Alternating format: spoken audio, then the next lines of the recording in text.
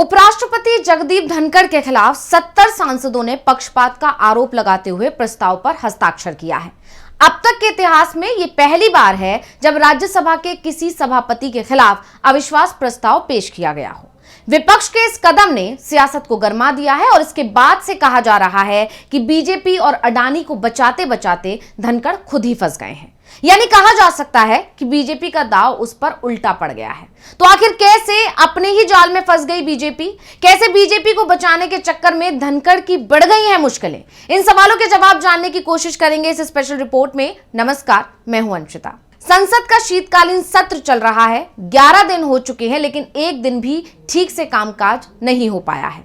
बताया जा रहा है कि राज्यसभा में अभी तक कुल 21 घंटे ही काम हो पाया है। तो राज्यसभा की जो संसद का उच्च सदन है, वहां लगातार हंगामा होता रहा है।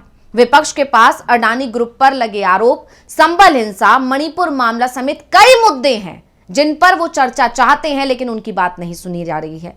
सदन की कार्रवाई शुरू होते ही वो नारेबाजी करने लगते हैं, लेकिन विपक्ष के मुद्दों को ना तो सुना जाता है और ना ही उन पर चर्चा की जाती है। जबकि इसके उलट सत्ता पक्ष के सांसदों को अपनी बात रखने का पूरा समय दिया जाता है, उनकी बात सुनी जाती है। और यही वजह रही कि जब अडानी के मुद्दे से ध्यान भटकाने के लिए बीजेपी ने कांग्रेस को घेरने की कोशिश की तो बीजेपी उल्टा घिर गई। यहां तक कि अब धनखड़ भी उसी में घिरते चले जा रहे हैं। बीजेपी ने कांग्रेस पर जॉर्ज सोरोस की कठपुतली होने का आरोप लगाया और उससे संसद में गहमागहमी हो गई। मामला तब ज्यादा बिगड़ गया जब राज्यसभा में सभापति ने विपक्ष के मुद्दों को उठाने की इजाजत नहीं दी, लेकिन कांग्रेस सोरोस के कथित लिंक के मसले पर सत्ता पक्ष के सदस्यों को बोलने की अनुमति दे दी। बस फिर क्या था, विपक्ष के सदस्यों के सब्र का बांध टूट गया और उन्होंने सभापति धनखड़ के खिलाफ अविश्वास प्रस्ताव लाने की ठान ली। दरअसल विपक्ष का दावा है कि धनखड़ सदन की कार्यवाही के दौरान सत्ता पक्ष का पक्ष लेते हैं और विपक्ष की आवाज को दबाते हैं। बता दें कि राज्यसभा के सभापति जगदीप धनखड़ के खिलाफ विपक्ष ने अविश्वास प्रस्ताव पेश कर दिया। कांग्रेस के नेतृत्व वाले इंडिया ब्लॉक ने धनखड़ पर पक्षपातपूर्ण कार्यप्रणाली का आरोप लगाया है। विपक्ष ने दावा किया कि वो सदन की कार्यवाही के दौरान सत्ता पक्ष का पक्ष लेते हैं, विपक्ष की आवाज दबाते हैं। और कांग्रेस नेता जयराम रमेश ने बताया कि धनखड़ के खिलाफ अविश्वास प्रस्ताव राज्यसभा के महासचिव को सौंपा जा चुका है। रमेश ने यह भी कहा कि यह फैसला इंडिया के दलों के लिए दर्द भरा था, लेकिन संसदीय लोकतंत्र के हित में ऐसा करना पड़ा। वहीं विपक्षी दल पहले भी धनखड़ के रवैये पर सवाल अक्सर उठाते आए हैं। यहां तक कि मल्लिकार्जुन खड़गे ने सदन में बोलते वक्त चुटकी भी लेते हुए कहा था कि मेरे बोलते बीच में मेरा माइक बंद मत कर दीजिएगा।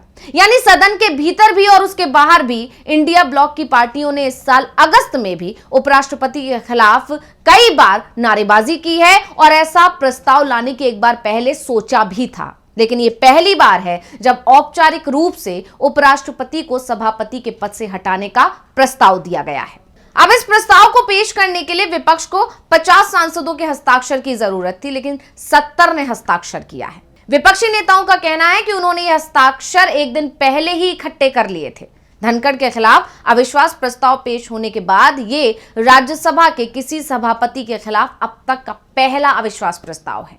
पिछले सत्र में विपक्ष ने इसी तरह की चिंताएं जताई थी, लेकिन प्रस्ताव पर कोई कार्रवाई नहीं की गई थी। राज्यसभा के सभापति जगदीप धनखड़ के खिलाफ अविश्वास प्रस्ताव में तृणमूल कांग्रेस यानी टीएमसी, आम आदमी पार्टी यानी कि आप और समाजवादी पार्टी के सहित विपक्षी दलों ने सामूहिक रूप से प्रस्ताव पर हस्ताक्षर किए। यानी विपक्ष एकजुट नजर आ रहा है और ये जो हस्ताक्षर किए इसे संविधान के अनुच्छेद 67B के तहत पेश किया जाएगा। ये प्रस्ताव उपराष्ट्रपति को हटाने की मांग को लेकर लाया गया है, जो राज्यसभा के सभापति भी हैं। तो अब यह भी जानना जरूरी है कि आखिर संविधान का अनुच्छेद 67B होता क्या है।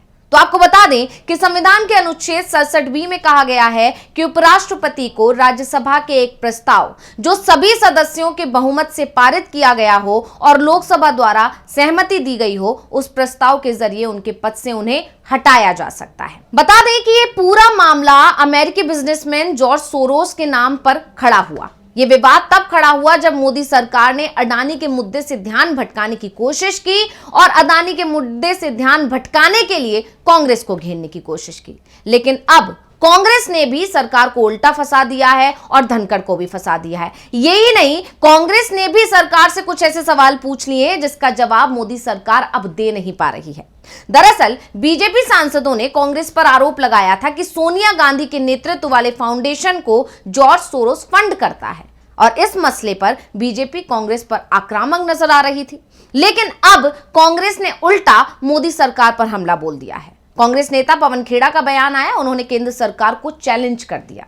पवन खेड़ा ने सोशल मीडिया पर केंद्रीय विदेश मंत्री एस जयशंकर का भी नाम ले लिया और आरोप लगाया कि उनके बेटे का एस्पेन इंस्टीट्यूट से क्या संबंध है।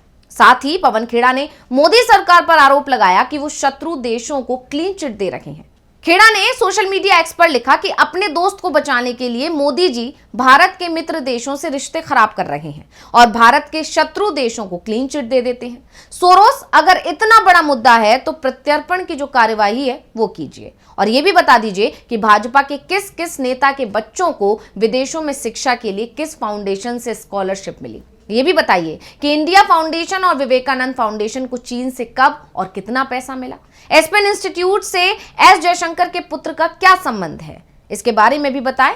जर्मन मार्शल फंड से उनके क्या संबंध रहे, उक्त दोनों संस्थाओं के जॉर्ज सोरोस से क्या संबंध है। इन सभी मामलों को लेकर मोदी जी को जवाब देना चाहिए। तो अब जब पवन खेड़ा के सवाल मोदी सरकार की परेशानी को बढ़ा रहे हैं, अभी तक किसी बीजेपी नेता की तरफ से इस पर कोई प्रतिक्रिया नहीं आई है। यानी ये कहा जा सकता है कि कांग्रेस को घेरने में लगी मोदी सरकार अब खुद ही फंस गई है। तो ये पूरा मामला ऐसे शुरू हुआ कि विपक्ष लगातार अडानी के मुद्दे पर मोदी सरकार को घेर रहा है, लेकिन संसद के अंदर उनकी सुनवाई नहीं हो रही है। इसीलिए संसद के बाहर लगातार विपक्ष विरोध प्रदर्शन कर रहा है, अनूठे तरीके से विरोध प्रदर्शन जता रहा है, अनूठे तरीके से अडानी के मुद्दे को उठा रहा है और इसी सबसे ध्यान भटकाने के लिए बीजेपी ने जॉर्ज सोरोस के मुद्दे को लाने की कोशिश की थी। लेकिन अब बीजेपी तो उसमें घिरी ही, और जिस तरह से अडानी के मुद्दे से बचाने के लिए या फिर बीजेपी को बचाने के लिए जगदीप धनखड़, जो कि सत्ता पक्ष का लगातार पक्ष ले रहे थे या उनकी मदद कर रहे थे, वो इस पूरे मामले में अब खुद भी घिरते हुए दिखाई दे रहे हैं। तो ये रिपोर्ट आपको कैसी लगी, हमें कमेंट करके अपनी राय जरूर दीजिएगा। इसी के साथ मुझे दीजिए इजाजत। देखते रहिए डीवी लाइव। नमस्कार। हमारे चैनल से जुड़े रहने के लिए YouTube पर टाइप करें DB लाइव, सब्सक्राइब बटन को क्लिक करें और बेल आइकन को दबाना न भूलें ताकि खबरें आप तक पहुंचती रहें। देखते रहिए DB लाइव, क्योंकि यहाँ हैं खबरें लगातार। हमारे चैनल से जुड़े रहने के लिए YouTube पर टाइप करें DB लाइव, सब्सक्राइब बटन को क्लिक करें और बेल आइकन को दबाना न भूलें ताकि खबरें आप तक पहुंचती रहें। देखते रहिए DB लाइव, क्योंकि यहाँ हैं खबरें लगातार।